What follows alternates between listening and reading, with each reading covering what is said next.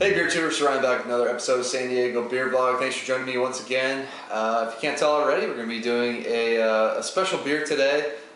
This is what Greg Cook would call Stone's flagship beer now. This is the Stone IPA. I got a fresh growler of this, but this isn't just any version of Stone IPA. This is the double dry hopped version of Stone IPA. They double dry hopped it with Centennial and Columbus. Pick this one up, so it's going to be nice and fresh. I've yet to review regular Stone IPA that you can find the balls, but it's a 6.9%, I think 77 IBU IPA. I picked up a 6-pack a few weeks ago. It was pretty fresh, and I just drank it. I never got around to reviewing it. So let's get this thing poured. Not the easiest growler to pour, so we're just going to go right down the middle. And I can smell this thing already. I think I need to fix this thing. I don't know if it's holding carbonation as well as it could, but let's see. Oh yeah, it's extra hazy because of that double dry hopping. Got 3 fingers of nice bright white head, mostly small bubbles. Definitely straight up just orange, what you'd see, hazy orange color. What you'd see typical West Coast IPA. Let's get the nose on it. Ooh, yeah, that's amazing nose. I mean, dry hopping's really gonna help with the nose on a beer, and wow, it's even more potent. I mean, if you can get fresh Stone IPA, it has a wonderful aroma, but oh, extra, just grapefruit, orange, tropical fruit notes in there. There's definitely some like mango going on. That Columbus kind of is leading towards a more kind of earthy, kind of resiny character in there as well, but it's not too overpowering. I think the Centennial kind of takes the lead on the nose. I believe they also use Chinook in this beer, which kind of gives like citrusy, piney notes. But it's a very sweet smelling tropical fruit kind of dominated aroma on this version, as opposed to maybe the regular version doesn't quite go that much as far as the nose goes, but I'm ready to dig in. I can't wait. Cheers.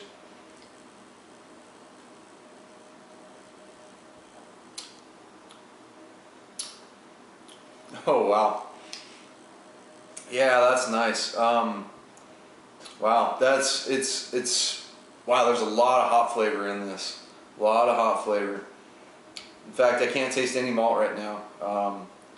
It's like Peter the Master of Hoppet says. He talks about these beers where they took hops and squeezed, he calls it like hop juice kind of effect. That is exactly what this beer has going right now. So much hop flavor.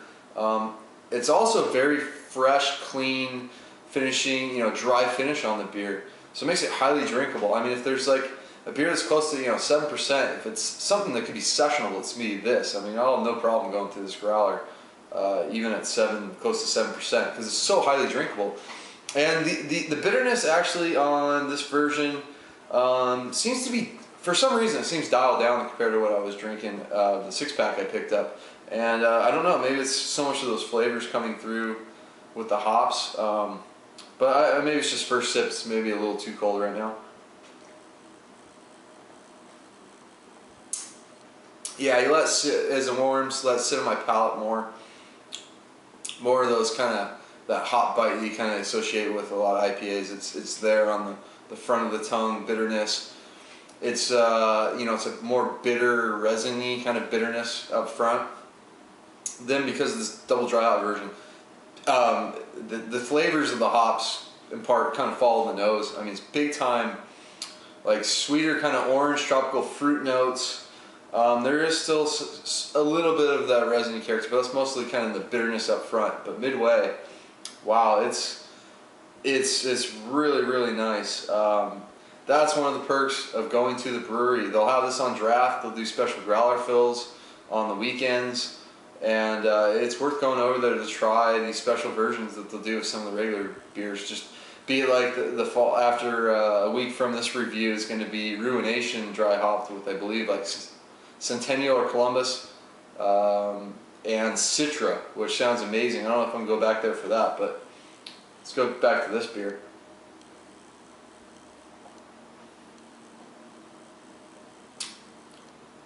Yeah, you know it's fresh when you really can't taste a whole lot of malt. The malt's just kind of there. Maybe a touch of sweetness in the back end, but it's mostly, in this case, it's just a lot of hop flavors all the way to the finish. Just maybe like a touch of like very light caramel notes, but mostly bready in the back, but not a whole lot. It's pretty much hops most of the way to the palate. But it's so nice. It's so clean finishing, this beer. It's unbelievable. So I'm gonna make this one quick and just give it an A. Had I done the 6-pack version, it'd still give me an A. It's an excellent IPA. It's one I kind of forgot about for a while. Came back to it. Really liked it. Forgot how good it was. And this double dry hop version's no exceptions. It's still an A.